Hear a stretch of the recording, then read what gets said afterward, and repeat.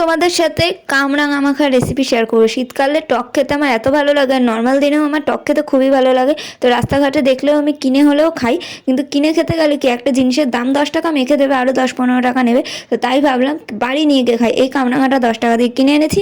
এবার আমি ধুয়ে নিয়েছি, কেটে নিয়েছি। এবার একটা বাটির মধ্যে কাসুন্দি, একটু বিট নুন, একটু সাদা নুন, আর একটু গোলমরিচের গুঁড়ো, একটা কাঁচা লঙ্কা আর একটা পোড়া শুকনো লঙ্কা, একটু লেবুর রস দিয়ে দিলাম যাতে একটু টকটক খেতে লাগে। আর কাঁচা লঙ্কাটা প্রচণ্ড ঝাল, তাই একটাই কাঁচা লঙ্কা দিয়েছি। তারপর দিয়ে দিলাম বড় বড় করে কেটে রাখা কামরাঙাগুলো। চাইলে ছোট ছোটও কাটতে পারতাম, এভাবে কাটলে দেখতে সুন্দর লাগবে, তার জন্য এভাবে কেটেছি। আর উপর থেকে ধনেপাতা কুচিয়ে দিয়ে তারপর এটাকে ভালো করে মিশিয়ে নেবো। আর আমি আর একটু চিনি দিয়ে দিলাম, এতে টেস্টটা খুব ভালো আসবে। আমি কালকে সন্ধ্যেবেলা খেয়েছি, মানে ভাবা যায় খেতে এতটাই সুন্দর হয়েছিল, আমার ভেবে ভেবে এখনও জিভে জল আসছে। ট্রাই করে দেখতে পারো। আর তোমাদের এই শীতে কোন মাখাটা খেতে বেশি ভালো লাগে সেটা বলো, আর এরপরে কী মাখার রেসিপি নিয়ে আসবো সেটাও কমেন্ট করে জানিও।